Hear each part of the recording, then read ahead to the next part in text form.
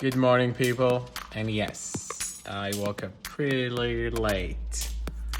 So I'm gonna go try and do a quick workout, then go to work, and I'll see you in a little bit.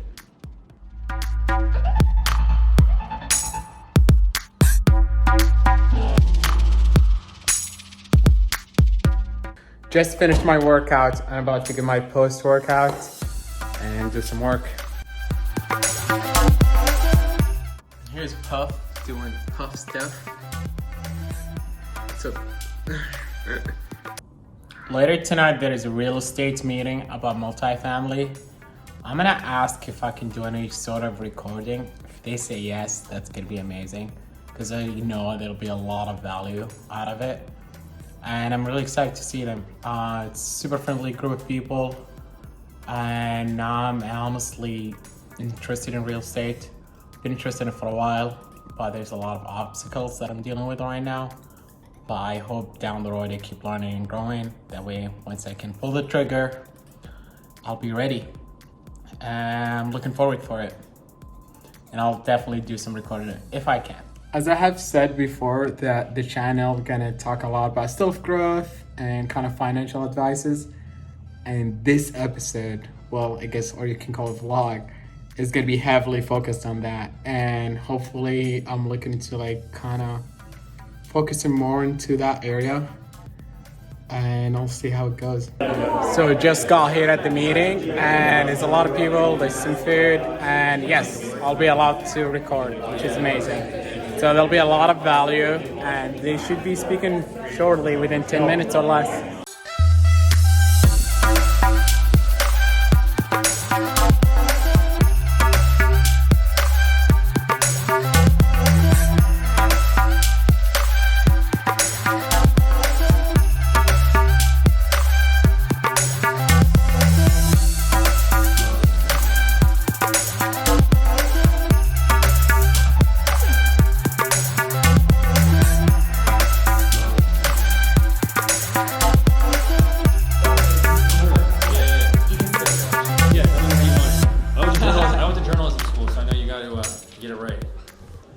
So I first got into multifamily. How did I first get into multifamily? My background is in healthcare marketing. So I have a journalism degree, and I was in healthcare marketing, and I was making good money, but I just got burnt out. You know what I mean? And so I was searching to gain control back over my time. So last year I resigned from my high-income W-2 job, and I sold my equity in the company. And my goal was to gain back freedom, control over my time. Because I was making good money, but I wasn't happy because I was working 60, 70 hours a week doing something I didn't like. So I didn't know anybody in real estate. I don't have a rich uncle or anything like that. I didn't know anything. I basically had relentlessly saved my money, and I decided, screw it, I don't want to do this marketing job anymore. I don't know what I want to do, but I don't have any time to figure it out. So I resigned, and I said I'm going to live off savings for the next 12 months. Okay, so I was just looking at real estate as somehow a vehicle to make passive income. I don't know how that was going to be. I didn't even necessarily know it was going to be multifamily. Okay, so at first I was just looking at flipping houses. I read Rich Dad Poor Dad, like a lot of people say, and that shifted my mindset. The cliche story happened to me too. A lot of people. Yeah, so I read that, and then I started learning about mobile home parks. And so I cold called over 90 mobile home parks in Phoenix, owners, and tried to buy one on a seller carry. Like, of those over 90 plus, 6 of them actually answered, and one of them was selling, and I tried to buy it on a seller carry. It didn't work out. Some other guy got it. I just kept learning and learning, reading all the books, consuming podcasts, cold calling people and meeting with them, and I learned about multifamily and syndication. And this whole process was a mind shift for me because these are intimidating numbers, right? These are big buildings, they're big dollar signs. I didn't ever think I could acquire a multi-million-dollar building. I don't know a ton of rich people, you know what I mean? But this was just a whole journey that I went through. And so when I made the decision that I was going to do multifamily syndication, which means raise money from other people to acquire these large apartment buildings, I just kept taking the next step. And it was scary, you know what I mean? I didn't know what the hell I was doing. But I just kept going, and I called property managers, met with them, and I met with brokers and lenders, and you kind of fake it till you make it, based off of books that you read and podcasts and listening to other people.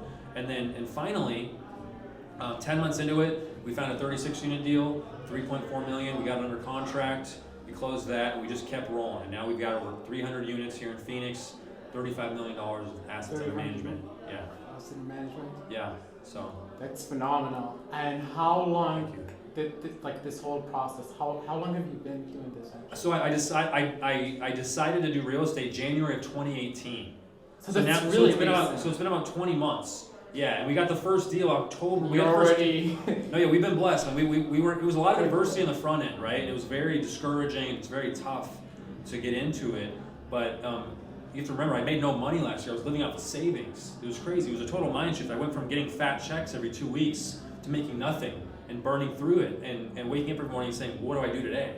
Like, how the hell do I move the needle towards my goal today? And always questioning if I'm doing the right thing. But we found that 36 unit deal October of 2018, so 10 months have gone by of me feeling like I'm not making any progress. It's very discouraging, right? But we get that deal under contract, we figure it out. That was scary as hell too, just getting a deal under contract and having to come up with 1.4 million. But we found investors, we made it happen, and then after that, we got a 76 unit and 59 unit deal under contract, and then we got a 137 unit deal. We closed on everything this year, so we've been very fortunate in that regard. And what would you say to someone who's just about to get started into the, not particularly multifamily business, just someone who want to get out of that rat race, or just how you felt just working from 9 to 5 every day, just wanted to be out and do their own? Yeah, absolutely. I mean, I think you need to have a plan, because I was fortunate that I was making a high income at a young age. I had saved relentlessly. I don't have kids. Grace and I are engaged. We're not married yet, so I didn't have a family, so I had more flexibility. You need to have a plan. You don't have to quit your job to do this. You know what I mean? Because it's not a reality for most people. I had a lot of money that I could live off and to figure it out to give me my time. But you have to be super efficient. And so stop watching Netflix. Like stop watching TV. Get off the internet. Like stay off social media. There's all this crap and garbage and noise that comes at us this day and age that distracts you from what your goals are. So you can have a 9 to 5 job, but you need to try to be efficient in pushing forward in that time that you do have. And so like we don't have TV. I don't ever watch TV. You know what I mean? I canceled my Spotify membership last year. I don't even listen to music. I listen to podcasts and audiobooks when I'm working out and when I'm driving. So just things like that. Yeah, so you're just always trying to squeeze every amount of time you can to move forward, and you just have to, people are going to tell you no. People are going to tell you you're not doing the right thing and you can't do it. Your own family, your own parents are going to doubt you. Maybe your spouse or your significant other. You have to believe in what you're doing. And you have to just kind of have that relentless warrior mindset to keep pushing. And this applies for any entrepreneur or any business, right? You have to have a plan and just kind of keep pushing and take those baby steps. So. And where would you see yourself in 5, 10 years? Yeah, good question. So my goal in 3 years from now, my goal is I write this down every morning. I journal every morning. So September 1st, 2022, my goal is to own 5,000 units of multifamily, have a net worth of $100 million, and then be making at least $50,000 a month in just purely passive income.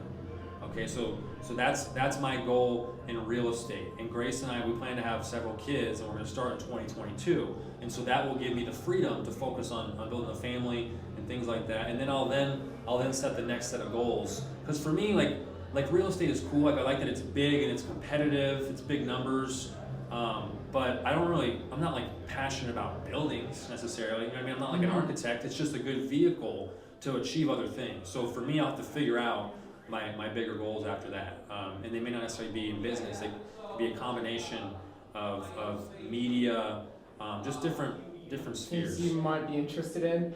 And now finally have more time and energy to focus on. 100%, yeah. Is there anything more you'd want to say to our viewers? No, I thank you. I thank you, Abdul, for taking the time to interview me, man. Thank you for coming to our meetup. I really appreciate it. Absolutely. And thank you guys for watching. Sorry I wasted some of your time, but hopefully you picked up something. If anybody ever wants to reach out to me, you can just email me or text me. We can set up a call. I'm happy to help anybody, whether it's real estate related. My cell phone number is 602-859-5458. Once again, 602-859-5458. So shoot me a text. My email is Zach, Z-A-C-H, at zhmultifamily.com. So I'm happy to set up a call and help however I can. So thank you so much, Zach, for your time. I really appreciate how busy you are to take this time to do this interview and put all this together. Seriously, I'm very blessed to be here. Yeah, no, thank you. Yeah, thanks, man. I appreciate it. A quick update. So the meeting just finished. It was phenomenal. I was able to record the whole thing and did an interview. I cannot wait to go edit it and show you all what kind of value we got out of it. All right, I swear I'm not making this up. A random girl on the street, she walked by. I had my windows down playing some music, and she literally asked me if I wanted Sour Patch watermelon. Like specifically, she said, "Do you want a Sour Patch watermelon?" Like literally walked to my car and said that. I definitely said no, but I was pretty confused and I just laughed. Yeah, she literally like not the bag. She literally like grabbed one piece. She handed it to me on this window. Yeah. Guess we live and see. Honestly, today was such a solid day. I feel like I got a lot accomplished, and that meeting honestly just made my day. Everything went so well, and the speaker honestly killed it. He shares so much knowledge. Cannot wait to share it with you guys. Yeah, I'll see you guys on the next one.